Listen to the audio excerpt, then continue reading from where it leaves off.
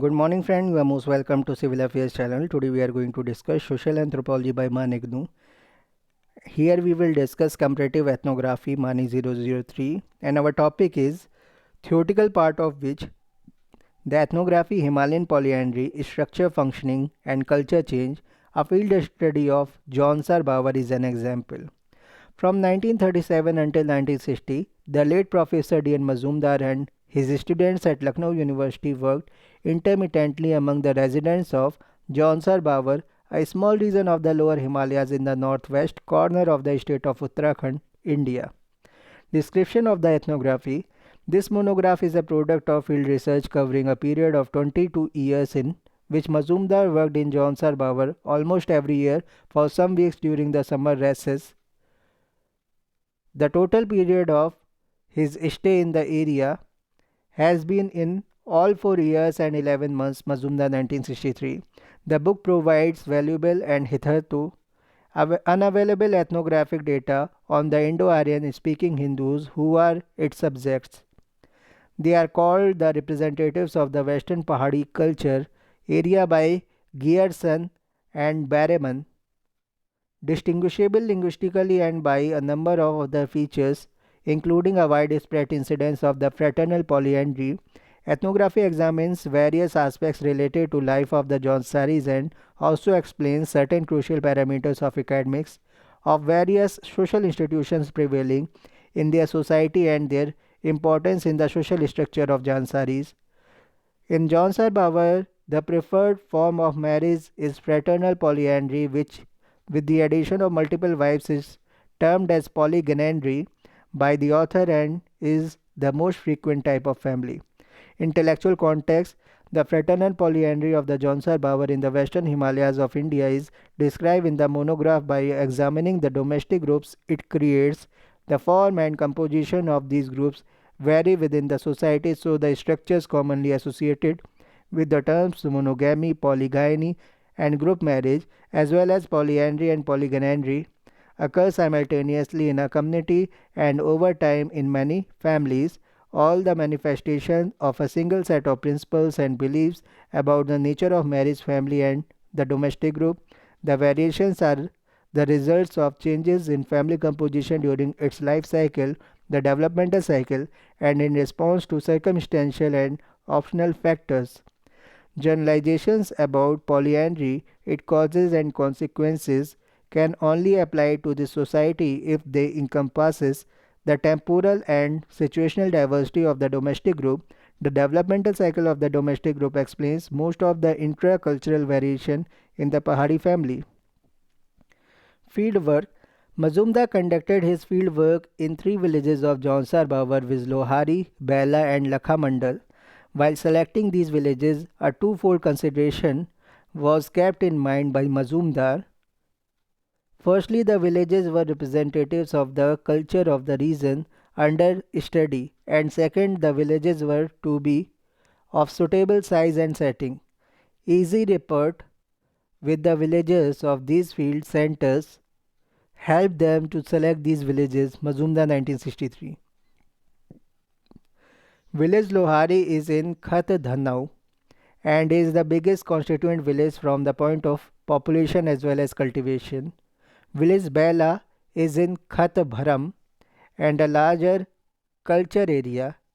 Lakhamandal belongs to Khat Bonder, Mazumdar 1963. Trained in Milanovaskian tradition of fieldwork, Mazumdar and his fellow field workers, while exploring for this ethnography, have employed popular methods of field research in anthropology. In the words of Mazumdar, the study of the demographic structure of village has been made on the basis of the village census and family-wise genealogies. The census is recorded in prescribed forms for families in the area, and the genealogies are taken according to a model designed for the polyandro-polygynous type of family. Besides, certain narrative accounts have been collected through structural interviews with various families and individuals, and general observations have been made with regard to the conditions of the village settlement. Reference data have also been gathered from various official sources and checked with our field findings. Mazumdar 1963. Analysis of data. Polyandry, though far more restricted than polygyny, is still being practiced in various parts of the world. From the distribution of polyandry, it appears that it is not a primitive situation or institution. It is not a primitive institution. The evolutionists have explained polyandry as an important phase in the development of marriage. A family among the Jaunsari, as among the plain people, forms a domestic unit with patrilocal residence, patrilineal descent, patronymic designation, and patriarchal authority. Further, it often takes the form of a joint family, which is found normally among the local Brahmins and Rajput, that are khasas, is a union of all male members of all living generations in the patrilineal line of the descent, along with their wives and their unmarried sisters and daughters. Often there are also the married sisters and daughters who remain in the family before the consummation of marriage or after divorce or on being widowed. Child marriage was also customary. Often a girl's wedding is celebrated during her infancy, but she remains at her father's home till her puberty. It is also a custom that a married sister or daughter, even after consummation of marriage, frequently returns and stays in the parental home for months, though she is not a member of the family. The polyandrous family of JaunsarBawar differs from that of the other parts of Uttar Pradesh. The nuclear family is not as stable as we find in monogamous society. The wives are not permanent members of the family. During festivals and on other occasions, they go back to their mate or parental village, and divorce is so frequent that seldom does a wife stick to a family for many years. It is in this sense that the family assumes a unilateral character and thus forms the unit of lineage system. Mazumdar 1963. The high caste of Jaunsar Brahmins as well as Rajputs live in joint families, but what distinguishes the Jaunsari family from the joint family of the Hindus of the plains is the absence of a horizontal joint family. All the brothers marry together and have one or more wives in common instead of having separate wives. In fact, the Jaunsari family system is not only polyandrous but a combination of paternal polyandry and polygyny. All men of each generation who are brothers marry together with one or, as is usually the case, more than one wife. Mazumdar 1963. Traditionally, the eldest brother is the representative of the family as well as the controller of all the brothers in matters of marriage and conjugal life. It is he who marries the wives, and it is through him that his brothers have access to the common wives. In principle and in practice, all the brothers form an inseparable group as fraternal husbands in the name of the eldest brother. The wives, on the other hand, join the union individually, one after another, in the same way as is usually found in polygynous system, except that the single husband is substituted by the polyandrous group of husbands. This form of marriage may therefore better be known as polygynandry, and this union a polygynandrous family unit instead of being known by the popularly used term polyandrous. Mazumdar 1963. As intermarriage between Brahmins and Rajputs is permissible and as marriage outside the group is tabooed, they constitute a single endogamous group, while each separate group among the domes constitutes a single endogamous group arranged in the hierarchical order.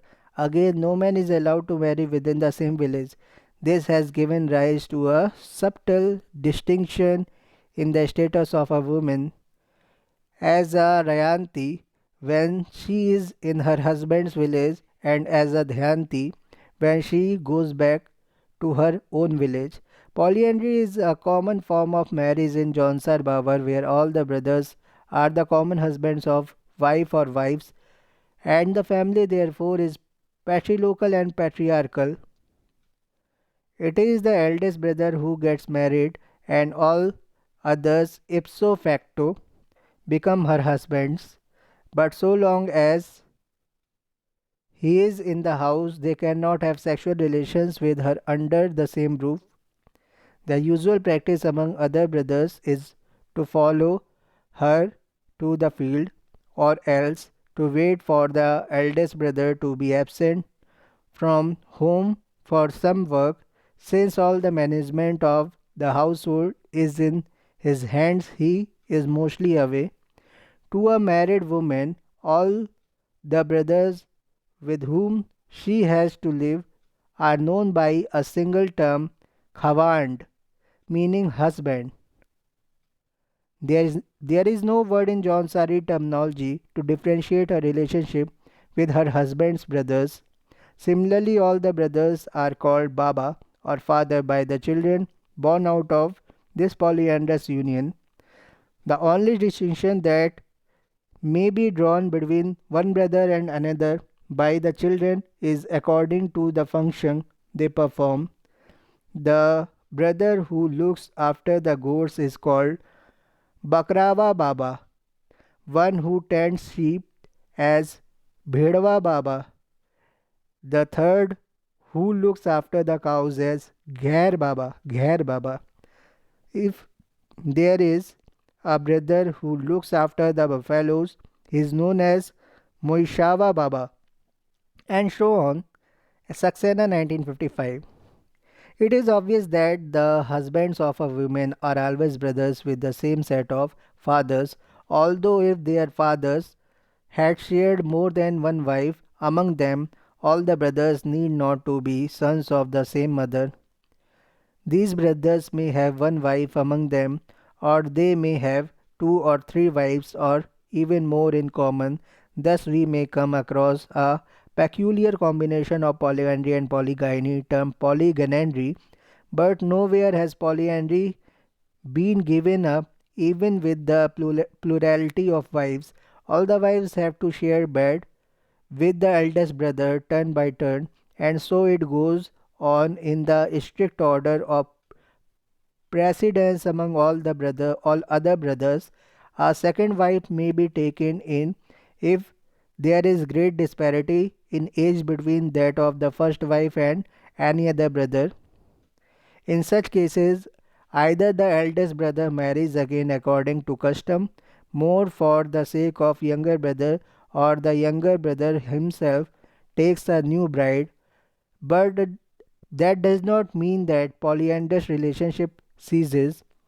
In the former case, the eldest brother may have access to the new bride, and in the latter case, the younger brother may retain his sexual relationship with the older wife. A second wife may also be introduced in the family if the first wife does not give birth to a child within a reasonable limit of time. In this connection, it may be mentioned that a barren woman enjoys a very low social status. She marries even be supposed to be possessed by a witch, and incurs a great social wrath, which may end in her being turned out of her husband's family. The additional wife is generally a sister of the first one, but sometimes she comes from a different family. In order to avoid quarrels between co-wives, a certain ceremony is observed when the newly wedded wives come into the house. The new wife is made to sit in a corner of the room, and the old one sits opposite to her. Two elderly women stand by, each holding a lighted stick in her hands. The light is held in such a manner that the shadow of one wife does not fall on the other. A third woman joins their hand, and each gives the other a silver coin. If there be more than one wife in the house, this ceremony is repeated with each one of them Saxena 1955. The senior most woman in the house, usually the first wife of the Sayana, is known as Sayani. She looks after the household matters and makes the domestic assignments among the womenfolk. She is the commander as well as the caretaker of the Dryantis or wives in the family. Traditionally, a special and privileged status is given to the first among all the wives. She is more respected than her co-wives. All other wives have equal status, but those who have proved their fertility are more favored by the husbands. Often additional wives are taken for begetting children, though usually the number of wives depends upon the economic conditions of the family and the amount of work for women to perform.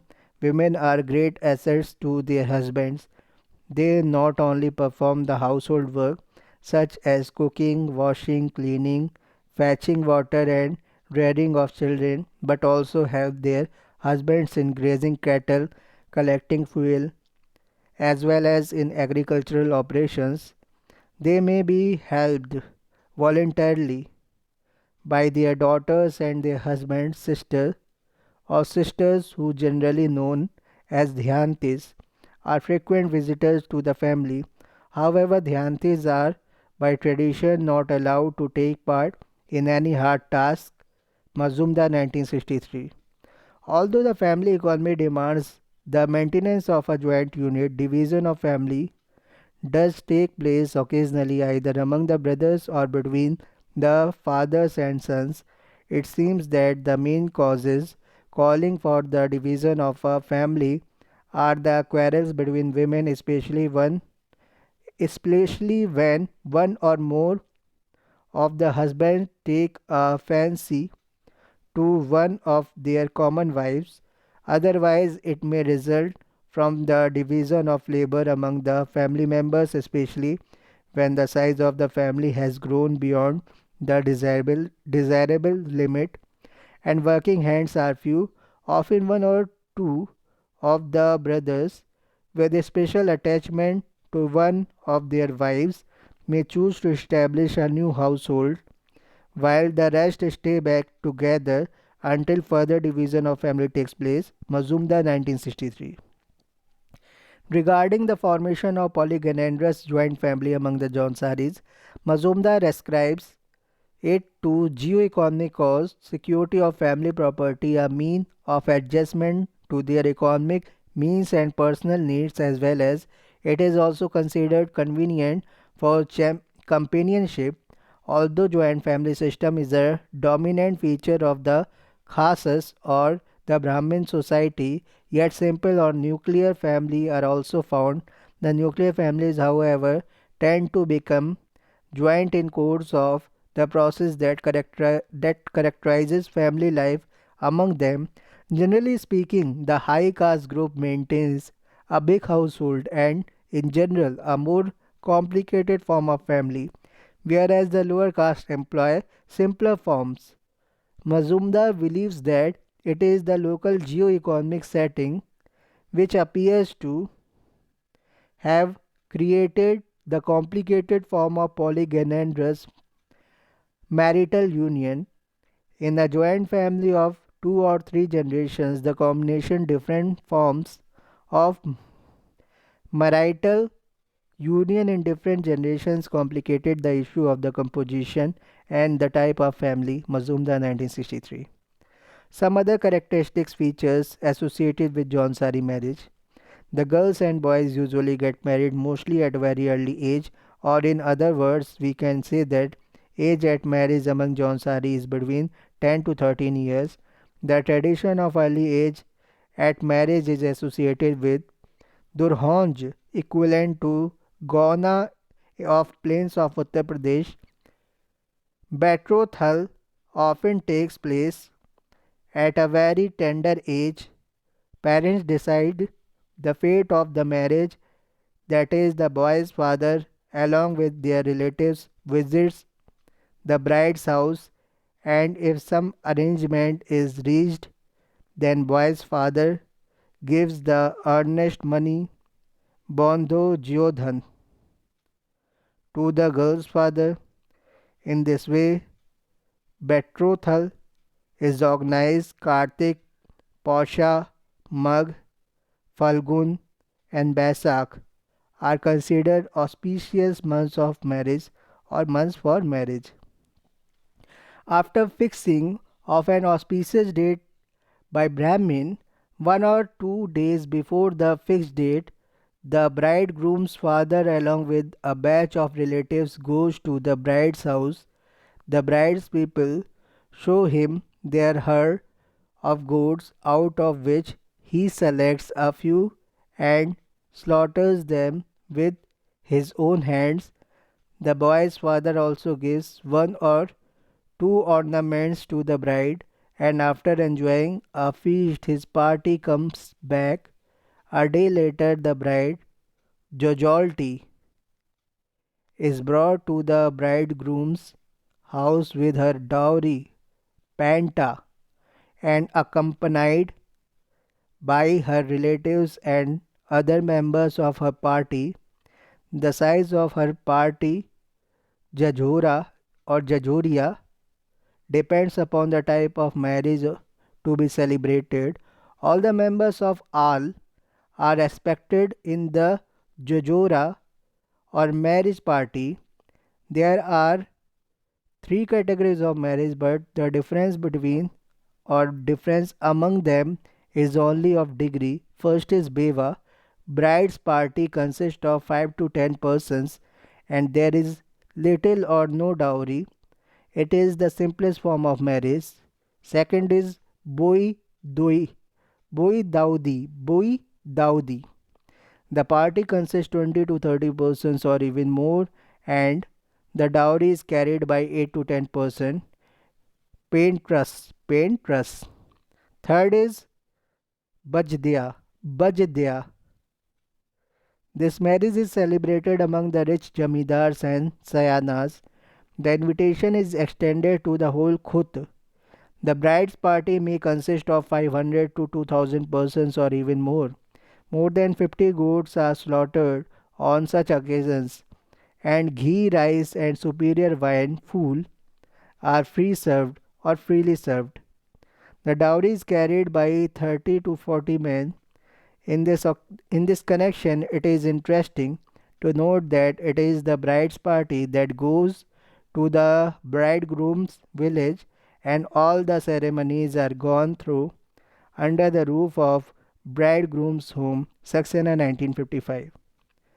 The marriage ceremony is quite a simple affair.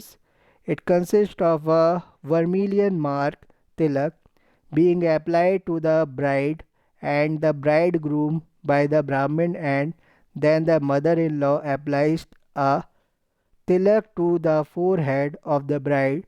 Some hymns in the local dialect are also recited by the priest, Purot.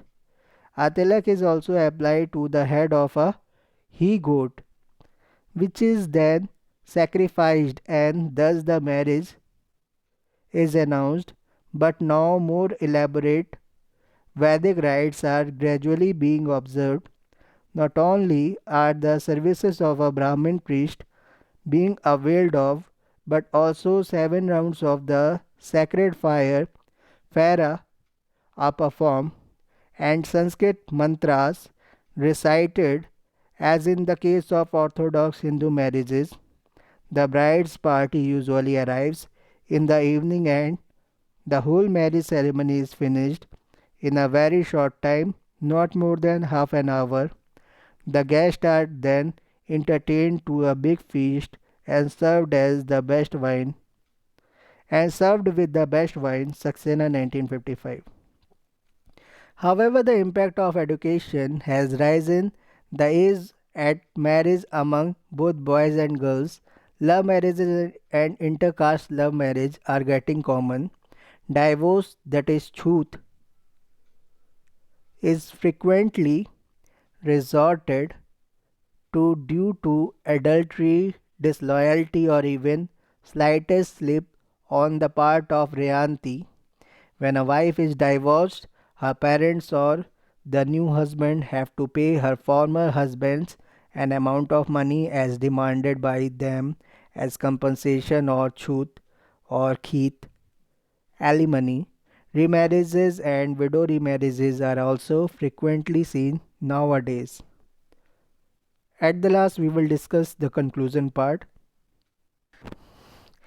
Now, in conclusion, we can see social organization of Jaunsari is based on caste hierarchy.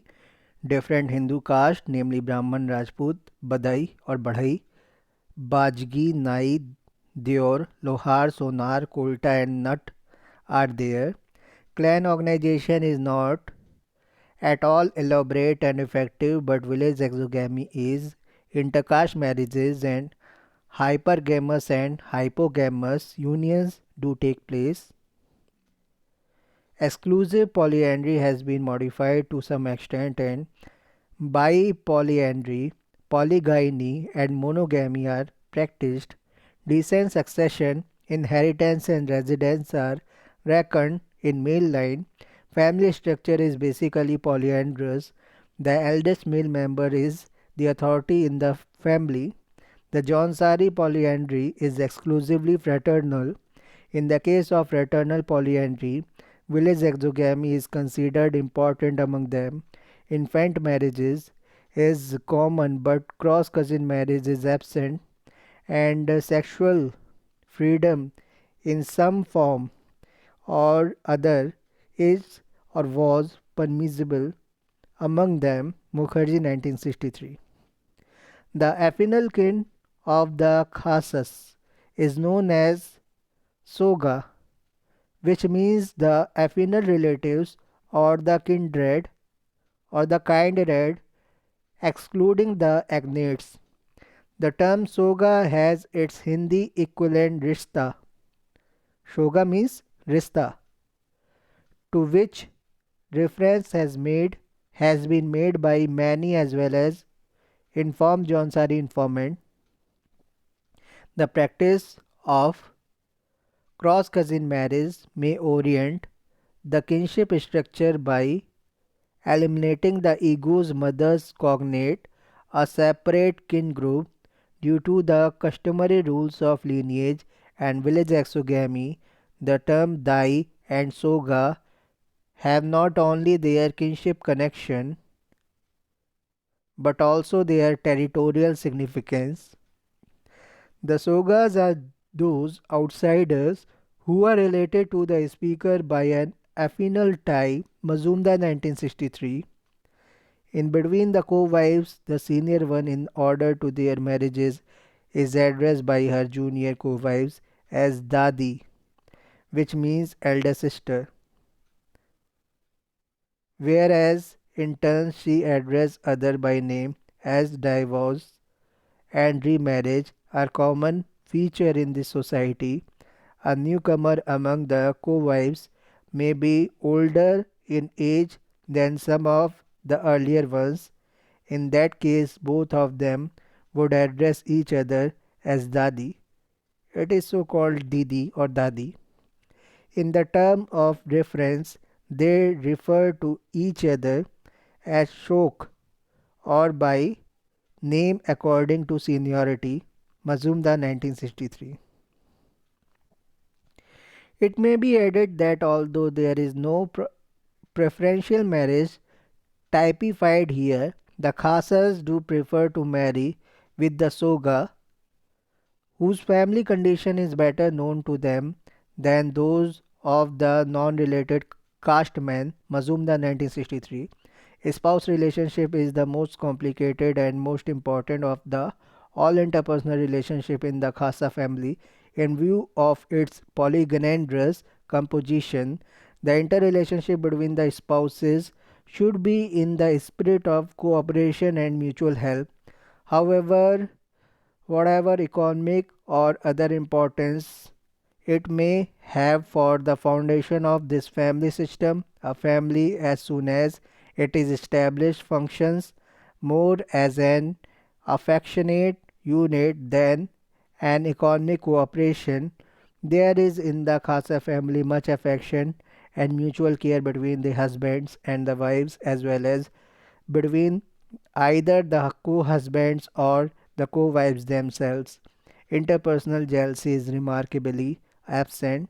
In fact, a wife here has a much greater responsibility than that of a monogamous wife, as she has to cater to the needs and satisfaction of all husbands to the same degree, despite her possible liking for or dislike for someone or the other among them.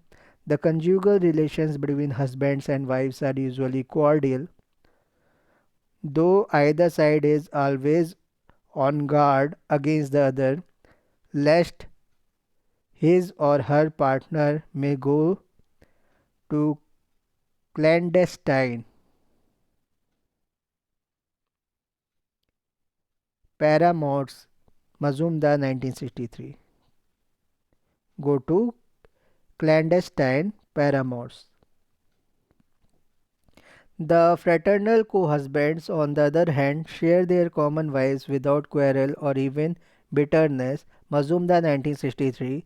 A strict taboo on marriage among the agnates exist, as conveyed by the term Baba and Kaka used for their paternal uncles in the Al and Dai Chara, respectively. Mazumdar 1963. There is an absence of the specific names for the amitate and other kin groups, and the classificatory use of kinship terms for these kin. It seems that the Khasas are content with the dichotomization of their kin into the Dai, who are barred or barred by a taboo from marriage with the ego, and the Soga, with whom ego's family has an affinal tie. Mazumdar 1963. They remarry widows, practice levirate, sororate, and polyandry, recognize divorce as legal and as against the Hindus of the plains. Intermarriage between the various Khasa groups is not tabooed, and children born of such marriages do not suffer any social stigma. Mazumdar 1963. How does the ethnography advance our understanding? Mazumdar's work shows that marriage in polyandrous societies has a different meaning and significance in comparison to other societies. One of the social aspects of this work is the change that comes in a polyandrous family and how it becomes polygynandrous. Summary: both the ethnographies discussed in this lesson acquaint us with the institution of marriage in different societies. The ethnographies chosen here are from different parts of India. In one case, the focus in on the understanding of love in a societal context, whilst in the other is how polyandrous societies function. Thank you very much.